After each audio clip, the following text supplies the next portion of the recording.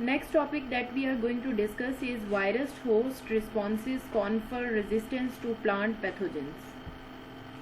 कि जो प्लांट के पैथोजिन वो ऑर्गेनिज्म होता है जो डिजीज कॉज करता है। प्लांट पैथोजिन का मतलब होता है वो ऑर्गेनिज्म जो प्लांट्स के अंदर डिजीज कॉज करता है।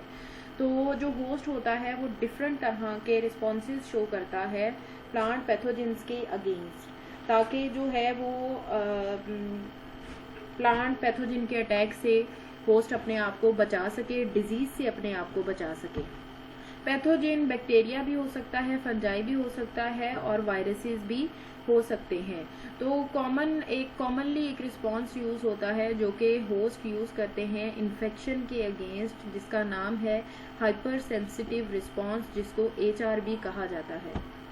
हाइपर सेंसिटिव रिस्पॉन्स की एक्टिवेशन जो होती है वो डिपेंड करती है कि जो पैथोजिन जो है उसको रिकॉग्नाइज किया जाए with the help of dominant resistant genes. ये जीन्स जो है इसके ज़रिए से पैथोजिन को रिकॉग्नाइज किया जाता है और फिर उसके बाद हाइपर सेंसिटिव रिस्पॉन्स जो होता है वो एक्टिवेट हो जाता है। हाइपर सेंसिटिव रिस्पॉन्स के अंदर एक चीज़ रिस्पॉन्स इस तरह से आता है कि जो होस्ट सेल होता है उसकी जहाँ पर मतलब होस्ट को इन्फेक्शन हुआ है वहाँ पर टिश्यूज़ की डेथ हो जाए, वहाँ पे टिश्यूज़ को ख़त्म कर दिया जाए ताकि जो डिजीज़ टिश्यूज़ है वो ख़त्म हो जाए और उसके बाद जो है वहाँ पर एंटीमाइक्रोबियल जो है उसको वहाँ पर लेकर जाया जाए, जिसके अंदर एंटीमाइक्रोबियल प्रॉपर्टीज़ होती हैं ऐसे मॉलिक्यूल को, ताकि जो एंटीमाइक्रोबियल होता है वो वहाँ पर जो है जिस तरह कहते हैं कि एक जगह पे क्लींजिंग की जाए, तो वहाँ पर एंटीमाइक्रोबियल जो है वो हीलिंग प्रॉपर्टीज शो करता है और इसके बाद जो पैथोजिन होता है वो ख़त्म हो जाता है, उसकी मूवमेंट भी ख़त्म हो जाती है। लयन होता है जख्म या घाव, तो जहाँ कहीं पे चोट होती है वहाँ से उन टिश्यूज़ को ख़त्म कर दिया जाता है, फिर उसके ऊपर एंटीमाइक्रोबियल मॉलिक्यूल भी डाल दिया जाता है। तो इस तरह से जो है वो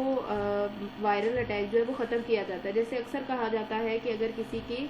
कोई इन्फेक्शन किसी की बॉडी में किसी स्पेसिफिक पार्ट में बहुत ज़्यादा फैल जाए तो फिर डॉक्टर्स उस पार्ट को ही बॉडी से कट डाउन कर देते हैं ताकि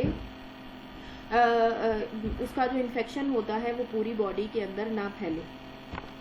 इसके अलावा डिजीज़ के अगेंस्ट जो रेजिस्टेंस होती है वो कुछ स्पेसिफिक डोमिनेटिंग जो जीन्स होते हैं, डोमिनेंट जीन्स होते हैं, उनके थ्रू कंट्रोल होती है।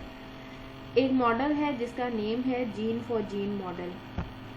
अब हम देखते हैं कि इस मॉडल के अकॉर्डिंग जो है वो क्या थ्योरी है। इस मॉडल के अकॉर्डिंग जो प्लांट होता है वो पैथोजिन के अगेंस्ट रेजिस्टेंस सिर्फ तब ही शो करता है जब प्लांट के अंदर डोमिनेंट रेजिस्टेंस जीन हो, और पैथोजिन जो है वो उसके अगेंस्ट जो है वो वायरुलेंस जीन जो है जब करता है तो बॉडी के अंदर जो है वो ऑलरेडी उसके अगेंस्ट जो है वो डोमिनेंट रेजिस्टेंस जीन प्रेजेंट हो। अब जो ए वायरुलेंस जीन जो है, जो वायरल प्रोटीन जो है उसको रिलीज करती है अगेंस्ट डोमिनेंट रेजिस्टेंट जीन, ये जो ए वायरुलेंस जीन होता है ये फिर बॉडी के अंदर होस्ट के अंदर जो रेजिस्टेंस होती है उसके अगेंस्ट वायरस जो है वो इसको निकालता है। लेकिन क्योंकि बॉडी के अंदर ऑलरेडी डोमिनेंट रेजिस्टेंस जीन होता है तो वो ये जो वायरस के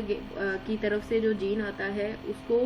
डिस्टर्ब कर देता है, जिसकी वजह से जो इन्फेक्शियस साइकिल होता है वायरस का वो डिस्टर्ब हो जाता है और इन्फेक्शन वहीं पे रुक जाता है। इसकी दो एग्जांपल्स जो हैं ये आपकी बुक में दी गई हैं, जिसमें पहला आ जाता है रेजिस्टेंस जीन आता है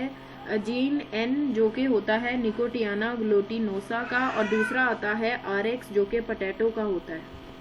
जो पहला है वो टोबैको मोज़ेक वायरस के अंदर जो रेप्लिकेज प्रोटीन होता है इसको रिकॉग्नाइज करता है, जिसकी वजह से हाइपर सेंसिटिव रिस्पॉन्स जो है वो एक्टिवेट होता है TMV के अगेंस्ट। और जो दूसरा है वो इम्यूनिटी जो है वो प्रोड्यूस करता है पोटैटो वायरस X के अंदर, ताकि जो कि वायरल कोटिंग प्रोटीन होता है उसकी वजह से जिसकी प्रोडक्शन जो है वो फास्ट होती है। तो ये जो दोनों हैं ये एग्जांपल्स उन्होंने बताई गई हैं कि जिनके रिस्पांस के आगे जो कि किसी भी दो वायरल इन्फेक्शंस के अगेंस्ट जो है बॉडी के अंदर प्रोड्यूस होते हैं, और जब वायरस के थ्रू कोई भी जीन आता है तो वायरल अपना जो भी जीन करता है उस जीन्स के अगेंस्ट जो है ये जो होस्ट होता है उसके अंदर रेजिस्टेंस पैदा करते हैं, जिसकी वजह से जो वायरस का साइकिल होता है वो स्टॉप हो जाता है और वायरल इन्फेक्शन जो है वो फैलता नहीं है। बहुत से पैथोजन जो हैं ये एक और मैकेनिज्म के स्टार्ट की वजह बनते हैं, जैसे कि सिस्टमिक एक्वायर्ड रेजिस्टेंस, जिसको SAR भी कहा जाता है, जो कि जब पैथोजन किसी स्पेसिफिक एरिया पे अटैक करता है तो तब ये जो सिस्टम है ये एक्टिवेट हो जाता है। आपको शॉर्ट क्वेश्चन आ सकता है कि SAR स्टैंड फॉर व्हाट, तो आपको पता होना चाहिए सिस्टमिक एक्वायर्ड रेजिस्टेंस। SAR के एक्टिवेट होने के लिए या इसके इंडक्शन के लिए ज़रूरी होता है कि नेक्रोटिक लेयंस जो हैं ये प्लांट्स में बने। नेक्रोटिक लेयंस का मतलब होता है कि जो कोई स्पेसिफिक ऑर्गन होता है उसमें जो डेड सेल्स जो हैं उनकी एक्यूमुलेशन होना स्टार्ट हो, तो इनका बनना ज़रूरी है ताकि इसके रिस्पॉन्स में जो SAR है ये बॉडी के अंदर इसकी इंडक्शन जो है वो हो सके। अब ये जो है ये हाइपर सेंसिटिव रिस्पॉन्स का पार्ट भी हो सकता है या डिजीज सिम्टम का पार्ट भी हो सकता है। अब जब ये जो SAR होता है इसकी इंडक्शन के लिए सैलिसिलिक एसिड बॉडी में रिक्वायर्ड होता है। जब ये इसकी इंडक्शन बॉडी में हो जाती है तो ये लॉन्ग लास्टिंग प्रोटेक्शन जो है वो होस्ट को देता है against different diseases, against same pathogen and against all other kind of pathogens. एक और स्पेसिफिक जो है defence response plant pathogenic viruses के अगेंस्ट, उसको कहते हैं PTGS, जो कि स्टैंड करता है पोस्ट ट्रांसक्रिप्शनल जीन साइलेंसिंग। ये भी आपको शॉर्ट क्वेश्चन आ सकता है कि PTGS किसके लिए स्टैंड करता है, तो ये भी एक स्पेसिफिक किस्म का रिस्पॉन्स है। बहुत से वायरसेस जो हैं वो PTGS को जो है वो इंड्यूस कर देते हैं जब होस्ट प्लांट के अंदर इन्फेक्शन जो है वो प्रोड्यूस होता है। PTGS की वजह से जो जीन साइलेंट होते हैं वो ट्रांसक्राइब होते रहते हैं, लेकिन उनका जो लेवल होता है या उनका रिस्पांस जो होता है वो बहुत ज़्यादा लो हो जाता है। ऐसे मैसेंजर RNA जो होते हैं वो